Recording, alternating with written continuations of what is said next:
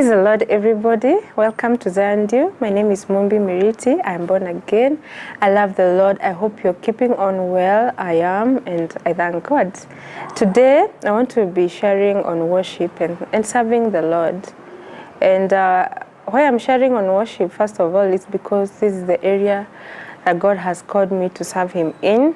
I know we say that worship is a lifestyle, but I've been called to serve Him through worship in songs and leading others to worshiping Him.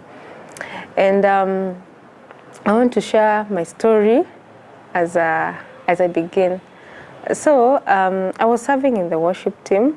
I've been serving in the worship team. Like me, I have grown up in PCA. So PCA, there's no worship team. But as soon as I joined high school, I knew about it. I went and introduced it in church, and we began, like practicing with keyboard. When I went to high school, I found it serious. So at campus, I immediately joined the worship team. And it is in campus, I knew that, like God has a bigger plan. It's not just about singing and loving to sing.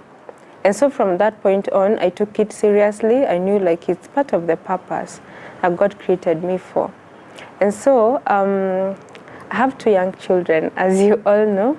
My firstborn is 4 and my lastborn is 2, both turning 4 and 2. And so after I got children, I stepped back because I have always been telling people, even my friends, that life is in phases. So I'm encouraging them, relax, like take a back seat for now, just raise your children, and So from last year, like our finances were really hit so much.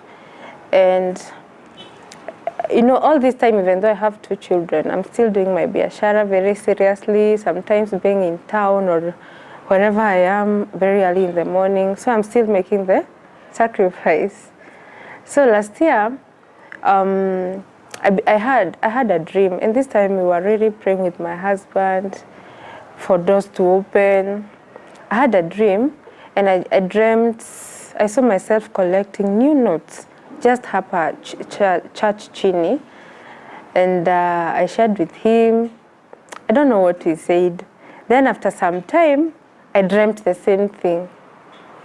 And now this second time, around the same like kind of span of 2 weeks, a friend we were with in high school, she called me and she told me she dreamt that I was swimming in money, but the funny thing is that this swimming pool was in church. So when she told me this, I knew what she meant, and I knew that this meant that my blessing is in serving the Lord. And I was like, because we have thought that serving God is supposed to be convenient, it's supposed to be, and when we discussed with my husband, we said, we need to serve God no matter how. We have to push ourselves, no matter the season we are in. And we decided, you first start, then I'll join you later. Then he was like, no, you see, this was about you. This dream is about you. And this call that God has called you to, it's you. God has not said about me. This is you and your ministry and your calling.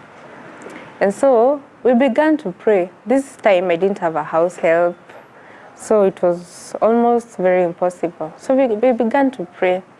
And the beginning of last month, January, I got a really nice girl, a really nice house help. And this was part answered prayer. So I could come back. And immediately I came back. One of the, like a big door that had closed last year, it began to open, really. And God is restoring us back, pole pole. And we thank Him. And this, my story, could be unique to me. I know you have your different calling, different area, and probably you also have your excuses that you're giving God every day, telling Him, this is not yet time. God, in fact, God knows. God knows because He's the one who has given you those blessings that are hindering you from serving Him. I'm here to remind you that serving God is not always convenient. In fact, it should not always be convenient. It should cost you a thing. Serving God should make you go out of your way. if you read God's Generals, you'll see some of the, the price that some people had to pay.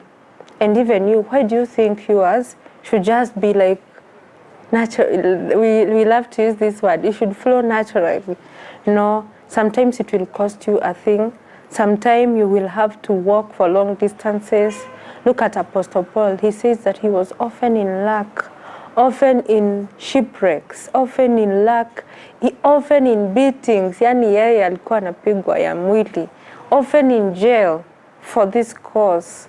So, the area that God has called you into, I know you know it. And if you do not know, tell God to confirm for you. Tell God to reveal to you. I have met people who are like, oh, I'm a Sunday school teacher and I know it. But, I've been sitting for 3-4 years. Why? Why are you sitting? What will you tell the Father? So rise up, take your place in the kingdom and serve God. God bless you. See you again.